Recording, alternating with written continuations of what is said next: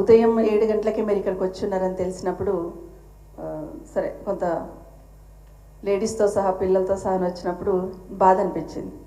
ఎందుకంటే ఒక సైడ్ ఇల్లు పోతుందనే టెన్షన్, ఒక సైడు ఎవరికి చెప్పాలని ఒక సైడు. ఖచ్చితంగా భవన్కి వెళ్తే ఇక్కడ మాకు భరోసా దక్కుతుందని ఇంత దూరం వచ్చిన మీకు అందరికీ ఆ భరోసా ఖచ్చితంగా కేసీఆర్ గారి నాయకత్వంలో మీకు ఇవ్వడం జరుగుతుందని మీకు అందరికీ మనవి చేస్తాను. నిన్న సాయంత్రం నేను మాట్లాడుతున్నా, మా బాబు నేను మీ వాళ్ళతో కొంతమందితో మాట్లాడాను, నేను ఒక 2-3 నేను చెప్పాను కూడా, టెన్షన్ పడకండి, మిమ్మల్ని అట్లా అంత ఈజీగా మీ దగ్గరికి వస్తే మేము చూస్తూ ఊరుకోము. కేసీఆర్ గారు ఖచ్చితంగా మాకు ఒక డైరెక్షన్ ఇచ్చారు. అన్ని పద్ధతిగా ఉన్నప్పుడు వాళ్ళ మీద దౌర్జన్యం, ప్రభుత్వమే దౌర్జన్యం చేస్తుంటే మనం చూస్తే ఎట్లా ఊరుకుంటాము. ఖచ్చితంగా వాళ్ళకి భరోసా ఇవ్వాలి. అది లీగల్గా పోతామా లేకపోతే ఫిజికల్గా అక్కడ పోయి నిల్చుంటామా, వాళ్ళకి మాత్రం భరోసా ఇవ్వాల్సిందే మనం అని చెప్పినారని నిన్న కూడా మాట్లాడాను. మీరు ఇక్కడికి వచ్చారు. హరీష్ రావు గారు చెప్పినట్టు మేమందరం కూడా ఒకసారి అక్కడికి వస్తాం. ఖచ్చితంగా నాకు ఆ ప్రాంతం అంతా తెలుసు, గల్లీ గల్లీ తెలుసు నాకు ఆ ఏరియా అంతా. సో గల్లీ గల్లీ తెలుసమ్మా నాకు ఆ ఏరియా అంతా. కాబట్టి మీకు ఇబ్బంది రాకుండా చూసుకోవడానికి ఉంటాం అనేది ఒకసారి మీకు అందరికీ మనవి చేస్తున్నాం. మీరు చెప్పింది మళ్ళీ నేను రిపీట్ చేయను, హరీష్ రావు గారు చెప్పింది కూడా రిపీట్ చేయను. కానీ మీరు ఏ టైంలో అక్కడికి వచ్చినారు, ఎంత ఇబ్బంది పడితే అక్కడ మీరు వచ్చినప్పుడు అయితే మెయిన్ రోడ్ కూడా చిన్నగా ఉండింది. అసలు చెట్లన్నీ దగ్గరకు ఉండి యాక్సిడెంట్స్ అవుతూ ఒక వెహికల్ వస్తే ఇంకొక వెహికల్ రాని పరిస్థితులలో ఉన్న పరిస్థితి చూస్తున్నాం. మీరు వచ్చినప్పుడు డ్రింకింగ్ వాటర్ కూడా చక్కగా లేదు అక్కడ. అప్పుడు అలాంటి టైంలో ఇవన్నీ ఇబ్బందులు ఎదుర్కొని మీరు ఇప్పుడు తను అన్నారు కదా, ఇప్పుడు కాస్త రిలాక్స్ ఉన్నామమ్మా, అప్పులు కొంచెం పోయాను కొంతమంది, ఇంకా కట్టాలమ్మా మేము అప్పులు కట్టాల్సిన అవసరం ఉందని కొంతమంది మా ఆడబిడ్డలు ఏడుస్తూ ఉన్నారు. ఆ చెల్లి అయితే రాగానే మేము అక్రమదారులమని చూపిస్తున్నారు, మాకెందుకు ఆ ట్యాగ్ లైన్ అనేది బాధపడుతూ ఉంటే నిజంగా బాధ అనిపించింది. నిజంగా ఉదయం చూస్తూ ఉంటే టీవీలలో చూస్తూ ఉంటే అదే అనిపించింది.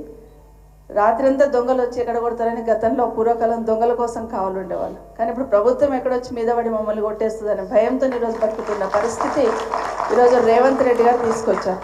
కేసీఆర్ అంటే ఒక భరోసా, కేసీఆర్ పాలన ఒక భరోసాగా ఉన్నామంటే ఈరోజు ఈయన వచ్చిన 9 నెలల్లో ఒక రకమైన రాక్షసానందం పొందుతున్నాడేమో అనిపిస్తుంది. మీరందరూ ఏడుస్తుంటే బాధపడుతుంటే దాంట్లో ఆనందాన్ని పొందుతున్నాడేమో.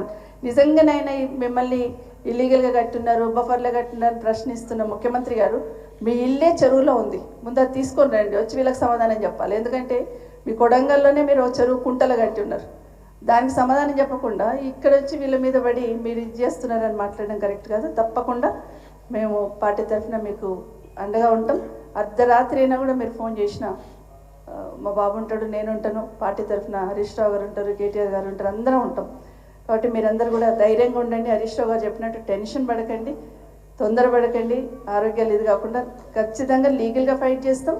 ఫిజికల్ కూడా అక్కడ వచ్చి మీకు నిలిచిన ప్రయత్నం చేస్తాం.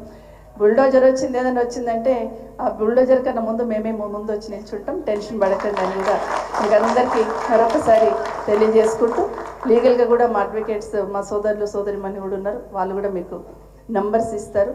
మా నంబర్ అయితే చాలామంది దగ్గర ఉంది, అక్కడ ఆ ఏరియాలో చాలామంది దగ్గర ఉంటుంది. సో ఎప్పుడున్నా మేము భరోసా ఇస్తాం. మీరు కూడా 10 మందికి ఆ ధైర్యం ఇచ్చే ప్రయత్నం చేయండి. ఎందుకంటే నిజంగానే అన్ని పర్మిషన్స్ తీసుకొని కట్టుకున్న వాళ్ళకి ఇంత అరాచకం చేసే ప్రయత్నం చేస్తున్నారు. ఇంతకుముందు హరీష్ రావు గారు చెప్పినట్టు నిజంగానే పైన వాళ్ళ పెద్దలన్నా స్పందించాలి. నాకు ఏమర్థమైందంటే కేసీఆర్ గారు బాగా చేస్తున్నారు, ఒక ఇమేజ్ తీసుకొచ్చినారు హైదరాబాద్కి తెలంగాణకి. ఈ ఇమేజ్ని ఎట్లా డ్యామేజ్ చేయాలని కంకణం కట్టుకున్నట్టుగా అనిపిస్తుంది రేవంత్ రెడ్డి గారు. ఇక్కడ ఉన్న కంపెనీలన్నీ పక్కకి వెళ్ళిపోవాలి, ఇక్కడ ఉన్న వాళ్ళందరూ పక్కకి వెళ్ళిపోవాలి, ఇక్కడ డ్యామేజ్ కావాలని ప్రయత్నం చేసి ఒక విధ్వంసాన్ని సృష్టిస్తున్న ప్రయత్నం చేస్తున్నాడు. ఇది మనం అందరం చూస్తున్నాం. కానీ మీరు అందరు చదువుకున్న వాళ్ళు, మీకు అందరికీ ఆ ధైర్యం ఉంది. పోరాటం చేసి చేసి చేసి ఈ స్థాయికి ఎదిగున్నారు. మీరు మధ్యతరగతి వాళ్ళందరం ఏ విధంగా ఉంటాం అనేది అందరికీ తెలుసు. ఎన్ని కష్టాలు పడతాం, పిల్లల భవిష్యత్తు కోసం ఎన్ని రకాల సాక్రిఫైస్ చేస్తామో, ఎన్ని రకాల ఆలోచనలు చేస్తామనేది తెలుసు. బట్ ఇప్పుడు కూడా మీకు అదే భరోసా ఇస్తున్నాం. ధైర్యంగా ఉండండి, మీ వరకు ఎవరు రాకుండా ఉండాలి. ఖచ్చితంగా సమాధానం చెప్పాలి. హరీష్ రావు గారు చెప్పినట్టు నిజంగానే అందరినీ పిలిచి మాట్లాడితే, ఆల్ పార్టీని పిలిచి మాట్లాడితే దానికి ఒక కంక్లూజన్ అని వస్తుంది. ఇంతకుముందు అయ్యూబ్ చెప్పారు, ఎక్కడో అక్కడ వికారాబాద్ ఉంది, అక్కడ నుండి ఇక్కడ వరకు ఖాళీగా ఉంది కదా, అక్కడ బ్యూటిఫికేషన్ చేయొచ్చు కదా, ఇళ్ళ మధ్యలో వచ్చి ఎందుకు చేస్తున్నాను. కేసీఆర్ గారు అదే ప్లాన్ చేశారు గతంలో. ఎక్కడైతే అవుట్స్కర్ట్స్లో ఉందో, ఇండ్లు లేకుండా ఉందో అక్కడ బ్యూటిఫికేషన్ చేయాలని ప్లాన్ చేస్తున్నారు తప్పిస్తే ఇళ్ళ మధ్యలో వచ్చి మిమ్మల్ని నట్టేట్ల ముంచి కట్టాలనే ఆలోచన లేకుండింది. కానీ ఈయనకేమో ఒక రకమైన రాక్షసానందం పొందుతూ ఉన్నాడు. ఖచ్చితంగా ధైర్యంగా ఉండండి, మీతో బీఆర్ఎస్ పార్టీ ఉంటుందని మీకు అందరికీ మనవి చేస్తున్నాను.